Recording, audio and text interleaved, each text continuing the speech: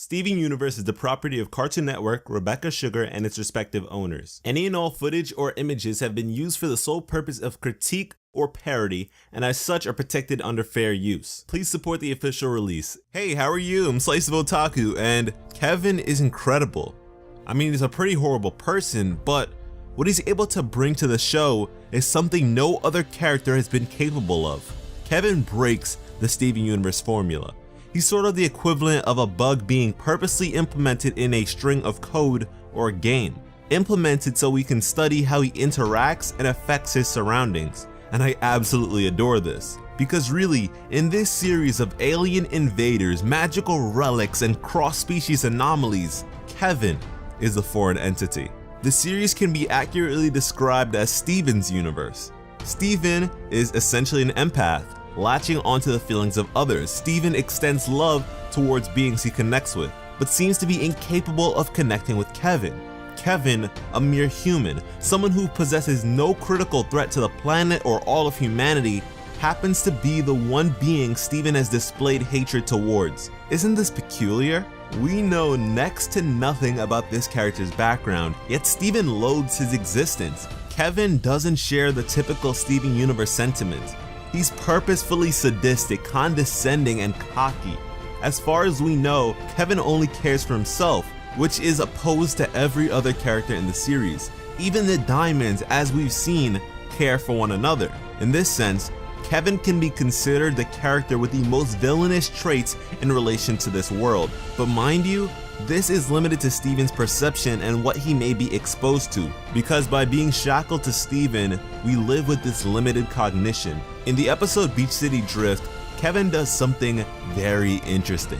He momentarily assimilates himself within the Steven Universe mold. He speaks of a sick younger brother and points towards this as the reasoning behind his jerkish demeanor. And Steven, or rather Stevonnie, begins to cling towards this. Once Kevin began to fit in with Steven's universe, he was accepted. Stevonnie expressed compassion and felt for him, but Kevin soon dismisses this notion. The actual reason he behaves in this way is because it amuses him. Whereas Steven enjoys the happiness of others, Kevin enjoys taking happiness from others. Steven feeds off the happiness of others, yet Kevin removes his metaphoric food source. Kevin is Steven's character foil. Kevin is tall, his hair is well kept, he's well dressed, avoids what he deems to be weird, and is a jerk. Steven is short, his hair doesn't change from the moment he wakes up in the morning, he dresses plainly, is rather explorative in the realm of weirdness, and is a loving being. Despite this, Kevin is sort of tied to Stevonnie. Whenever she's in public, there's an interaction with Kevin. Honestly, without Connie, Steven would never be able to beat Kevin. What this conveys to the viewer is, Steven has the advantage of others. He isn't alone, but as his foil, Kevin is alone. Personally, I'm looking forward to the day in which Steven has to face Kevin by his lonesome, or even just a more in-depth look into Kevin's life. The purpose he serves in this world makes him my favorite human, well, besides Connie, of course. Also, I want to express that Kevin and Lars are two different breeds of jerk. Lars desires the affirmation of others due to his own low self-esteem. He desires acceptance because he does not completely accept himself. Kevin, on the other hand, desires the attention of others because his self-esteem is incredibly high.